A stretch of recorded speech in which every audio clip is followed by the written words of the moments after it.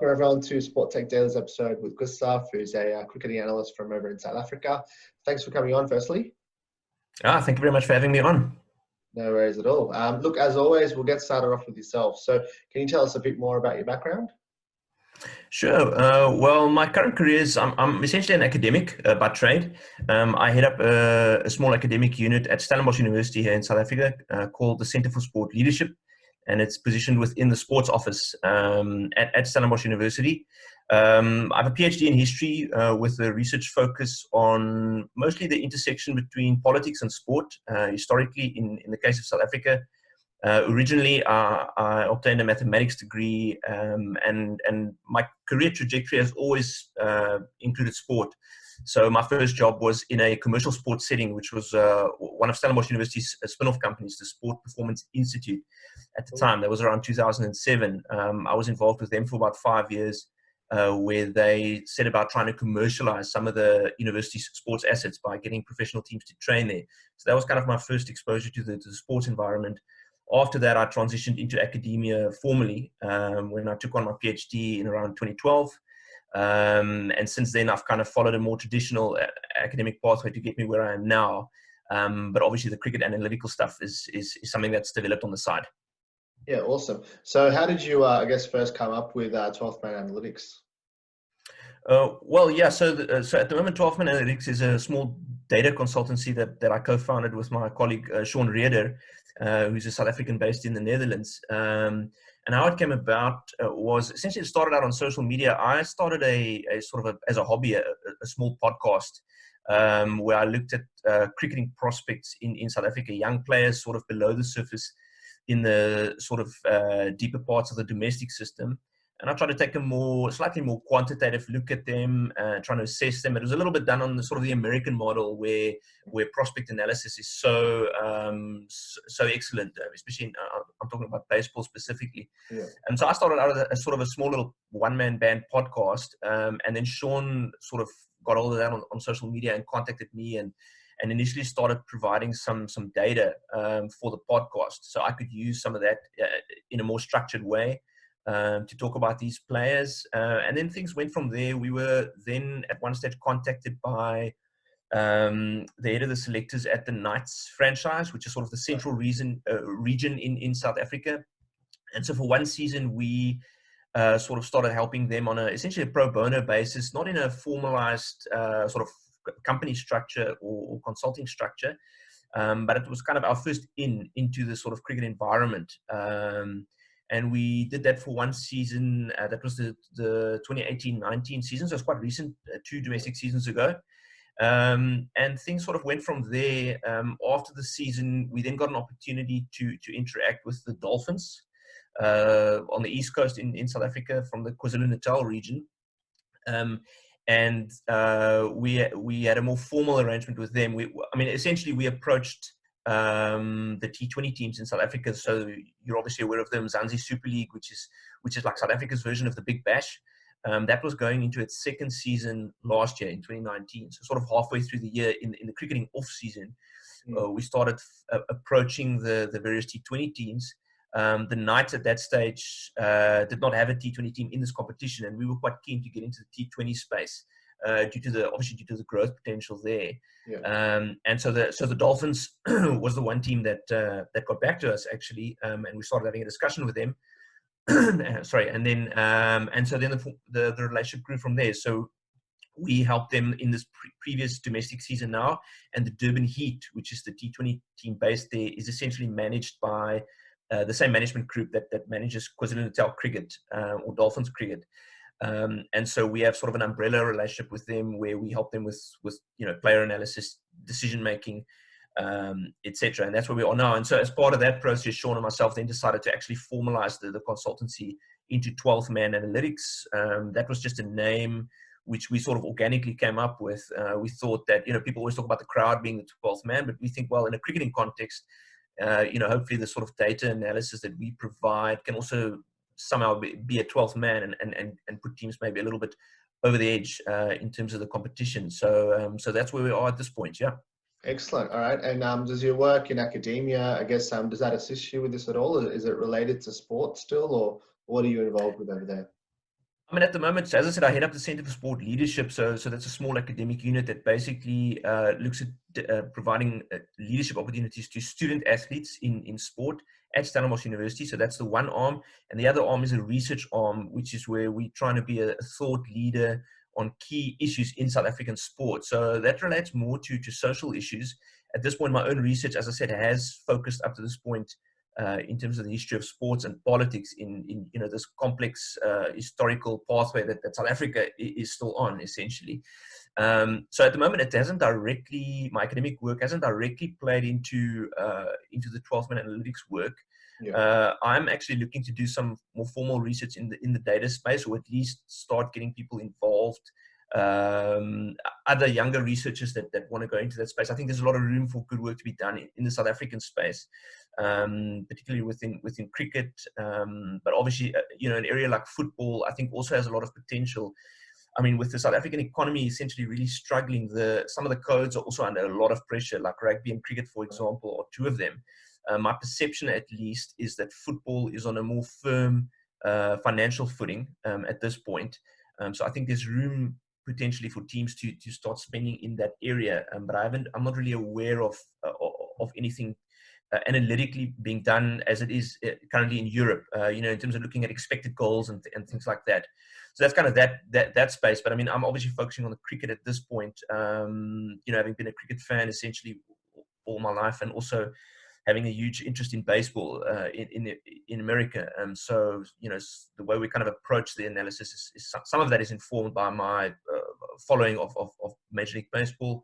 So, but in terms of the academic link, I do think being in academia, it obviously helps you to think very analytically, in terms of following processes, how to tackle problems. So I think sort of some of the underlying elements, certainly, I think being in academia does help me in that regard. Excellent. All right. And how do you, in terms of your following of cricket in South Africa and the global game, how do you think, I guess, the respect shown towards data and tech has evolved during that time? Yeah, I mean, as I say, I mean, we've really only been involved in this space for about 2 years, so we're kind of still new on the block. But what I can say is, we find, especially with an entity like Cricket South Africa or Cricket in South Africa, once you start moving in the sort of coaching and administrative circles, initially it tends to be a sort of a closed system. You have the same sort of people moving around, being appointed in different roles. And I think that's just sort of a natural outcome. I think that's sort of the same for most coaching structure. And I mean, if you just take the sort of film Moneyball, it kind of, really portrays that sort of, that element in a slightly negative light, obviously the sort of establishment scouts and the way things work. But I think that just tends to be the main characteristic of some of these organizations, is that they have a certain way of doing things. And, the type of data analysis that we do and that's becoming more prevalent globally is still a fairly new, in South Africa, I think it's still fairly new. And whenever you're dealing with something new and uncertain, you might be a little bit more reluctant to actually dip into it. And you might not also initially see the value. So, my perception was always that it's kind of a hard inner circle to kind of crack initially. But once you've, and I mean, obviously the Knights played a role in that, in terms of allowing us into that space for the first time, and sort of starting to build up some links. And I think once you kind of make that initial breakthrough, and you have a little bit of a track record, then things start to become easier. And we're obviously trying to build our relationship with the Dolphins at this point, but we're also, hoping to expand beyond the borders of South Africa if those opportunities present themselves down the line. Yeah, excellent. Okay, well, I was actually going to ask you because I spoke to Sean, your colleague, last week, and I also spoke to a guy, Ed, who's one of the cricket analysts over, that use Twitter quite a bit over in the UK, and over in Australia. Obviously, we've got a whole heap of sporting codes, and the issue of sort of data privacy and sort of access to data is quite common. So I guess for anyone that's looking to get involved in sport analytics, from a fan point of view, where are a couple of the places to get started from access to data point of view? Yeah, well, I mean, we essentially, our database is constructed from sort of publicly available data on Cricinfo in terms of match data. I mean, we do not do complex predictive modeling, we are not rocket scientists as such. I mean, I think in the American case, they are so advanced there where teams are literally appointing, physicists and rocket scientists to really do these complex projection models, because they have these massive data sets that they also internally generate, not only the publicly available stuff. So I think the level that we're operating at is a bit different in South Africa, at least. I mean, I know my understanding is that sort of the guys from Crick Viz has access to Hawkeye data, and I think there's obviously a lot of potential. I think there's a lot of growth that can be still pursued in the cricketing realm. I mean, we essentially used the data of Crick Info, and what we're able to do is to segment match data, so we can tell teams how they're doing in the power play. We can look at individual bowlers performing in certain phases against certain types. So it's not rocket science as such, but I think our strength lies in sort of the actual interpretive element of the data, and also communicating that into a usable form. I think that's where kind of our strengths are. And the teams that we've worked with have enjoyed that aspect. But in terms of advising a fan, I mean, I would say, essentially how we started is we just started putting some content out into public space, into the public domain, like on social media. And I see that's the sort of suggestion that's often made in the American context as well, where people who are looking to get into the analytical space, who are looking to work for teams, are encouraged to create their own content and to kind of build up a track record of their own accord, and then you have something to stand on and something to show a potential interviewer if you're looking to be employed by a team. Otherwise, the other route is obviously to create something yourself, which is essentially what we've done. So I mean, we as I said, I mean, we don't really use the sort of complex, Hawkeye or anything like that. Those things are difficult to obtain. Those aren't really, that's not that publicly available. So I think that is a challenge. But I think what we are able to do with what we have, I think, is still fairly significant, and can be used within the coaching space, which I think there's still a need and an area for growth. Yeah, excellent. All right. And I think you almost alluded to it there, but what I was going to ask in terms of the tools and in terms of the types of modeling or analysis, Sean did mention it's predominantly Excel, but what do you tend to usually use? Yeah, I mean, so essentially Sean is responsible for compiling, for managing our database. And I mean, we present some of this stuff in Excel internally to ourselves. And then what I do is I put that into report form, I build the narrative around that. And then we provide that to the team. So again, I mean, we use Power BI is kind of a sort of a graphic software that we use to do some sort of graphic displays or to communicate it visually. So we'll sometimes, just basic graphs and things that we present to teams just to kind of plot, sort of, I don't know, like death economy and death, boundary hitting or wicket taking, whatever, on different axes. And we would kind of explain that those things are quite useful when you're looking at, obviously, an entire pool of players. So for the Mzansi Super League, the T20, we can sort of do plots for certain types of bowlers in certain phases. And visually, I think that's quite powerful to teams to be able to see, okay, well, these guys are lying over here and there, and they're in the wrong quadrant, and these are the ones that we shouldn't be targeting, those kind of things. So yeah, again, so it's not, so from my personal perspective, I'm not really using very complex data software or anything like that. I'm focusing more on the interpretive and presentation element. Yeah, excellent. All right. And I think it's a question that gets asked quite often, but if someone's looking to get into sport analytics, I've been speaking to people on these videos for Sport Tech Daily that are coming in for a PhD in sport or performance analytics. I've been speaking to people that are sporting fans that have picked up some Excel and sort of developed their skills that way, or people that are sort of statistics background that are also interested in sport. So there's a whole heap of areas that you could potentially come from to get involved in this space. But what advice would you give for someone that's just getting started? Obviously, we're from Australia and you're living in South Africa. We're in two different bubbles. What advice would you give in terms of resources or podcasts, etc., to get started? Yeah, well, I think that kind of links to what I said a little bit earlier around just putting some content out there. Like, take the initiative.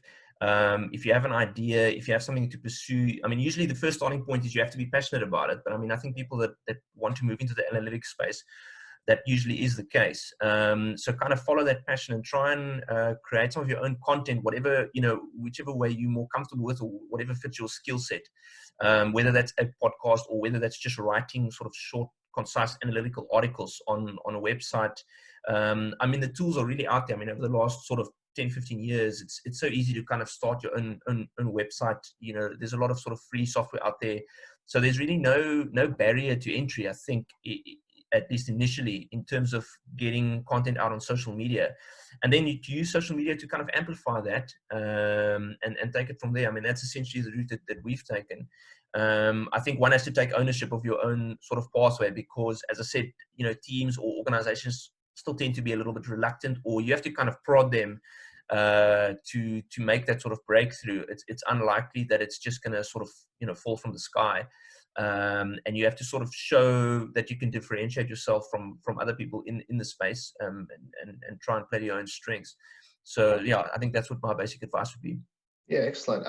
And you know, you're saying your background is obviously in that sort of cross area between sport and history.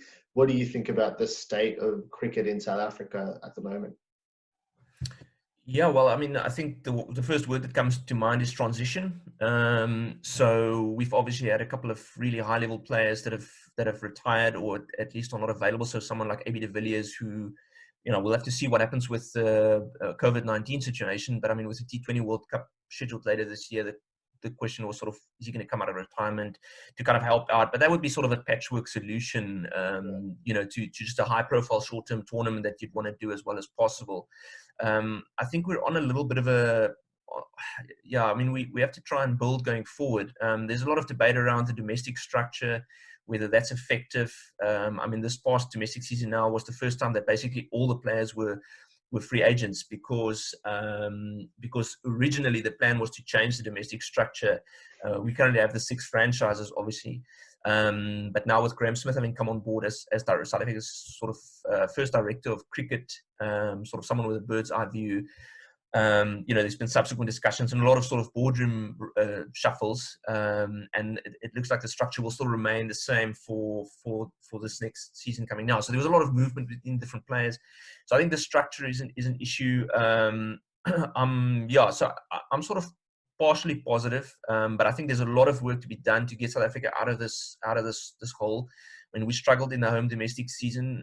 I think fortunately for the current coaching staff, they've managed to finish off the sort of home season with the ODI series victory over Australia, which was quite surprising.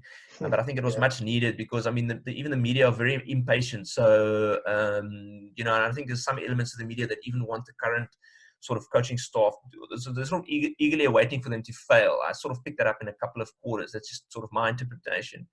And so I think it was much needed to sort of finish the season on a slight high. But we'll see. Yeah, I mean, it's a difficult period. I mean, the economics of it is also tricky. You know, domestic, you know, a lot of damage has been done over the last sort of couple of years with the boardroom issues. And then also the viewing is just sort of has obviously precipitously dropped, you know, as has been the trend in a lot of areas worldwide. I mean, I think even Australia struggles with attendance, not necessarily in the Big Bash, but like in the other domestic competitions. So there's not really a big appetite for it. And that, you know, has an impact on sponsors. You know, how willing are they to get on board? So I think there's a really tricky sort of economic situation that South African cricket finds itself in. And then you couple that with sort of the issues around the domestic structure, etc. I mean, where we are fortunate is we do have these elite schools that keep producing sort of the bulk of the talent. You know, so that's almost, it's a weird situation in South Africa, where the school system is almost a quasi academy structure for cricket. You know, and one can argue whether that's the ideal situation. I mean, that's kind of something that's evolved over time historically, and obviously some players do come from sort of do not come through those traditional schools, and one must not ignore them. And Cricket South Africa is obviously trying to throw its net as wide as possible. But the reality is that these well-resourced schools are not going to stop liking cricket or throwing resources at it, or, you know, appointing good coaches. And I think indirectly that's a good thing, in terms of that at that under 19 level, you are going to churn out enough talented players. The question then becomes, how do they integrate into the domestic structure, and what kind of coaching setups do they enter after that? And I think and I think that's an area that Cricket South Africa has control over, and that needs to be improved to sort of turn the ship around. Right, because that's definitely an issue in Australia. You know, we've got, similar to South Africa, a huge base of talented young athletes coming through.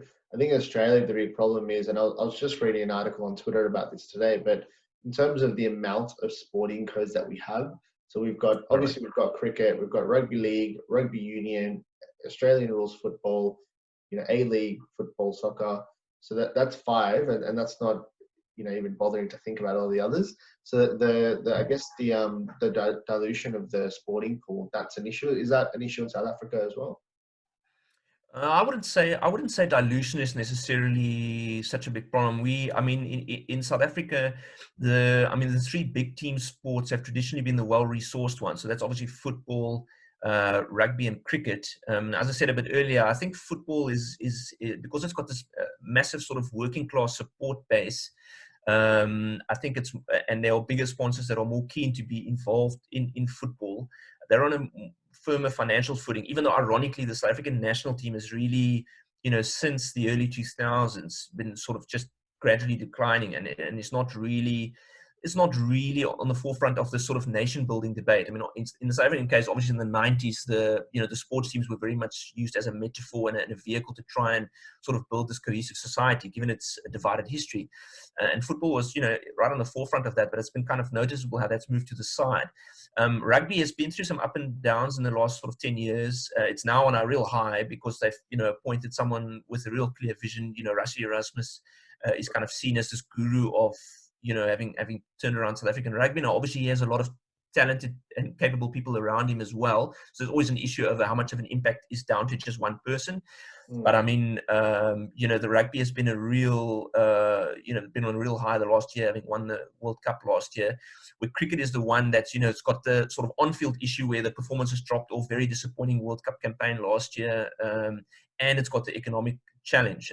But in terms of the dilution, those are the three sort of main, I would say, well, those are the three only real team sports where you can actually make a professional career as a sports person, realistically, in the South African case. And is the lure of the T20 competitions a big one in South Africa for all the young athletes coming through as well? I mean, I think having spoken to some people, I do think, I mean, it is obviously for those already in the professional ranks and that have aspirations and that regard themselves as potentially good enough. It certainly is a lure. I mean, like it is for probably most cricketers around the world. So you have to kind of manage. But I mean, it's, the IPL has become so big that, the international calendar is essentially being managed around it anyway. And South Africa have to make, like an example was, before the World Cup last year, I mean, Faf du Plessis, the captain, was still in the IPL right until the very end and actually only got back about a week before South Africa went to the UK. So, and then we had the additional problem where a lot of our bowling options were injured during or just before the IPL as a result of the workload. So South Africa, is not really in a position to argue with the IPL and has to kind of structure its preparation around that. So I think that's one issue. I think at a lower level, there's a question of whether there's maybe too much of a focus on T20 in schools cricket. I'm not quite sure about that. I've heard some musings in that line. And I think that's something that one has to be careful about. But T20, just obviously, again, logistically, it's easier to organize competitions because it's shorter. It's probably for some people, for the sort of casual fan, it's the most exciting version of the game. So I do think that there are probably youngsters setting out, even, at age group level, if they are really talented, with the T20 sort of pathway in mind, and so I think that is a very significant variable in this whole, on this playing field. Right. Okay. And look, to finish off with, I love asking this question. If you, I guess, with your background, you've got politics, you've got sport. Obviously we've spoken about cricket quite a bit. If you had to choose one sporting team or a player, and you had to solve a problem for them with your technical background, who would it be, and what would it be? That's quite an interesting question. I would actually go for Royal Challengers Bangalore, RCB, in the IPL. Right. And I think the fundamental reason there is that they sort of, well, to me at least, represent this sort of conundrum.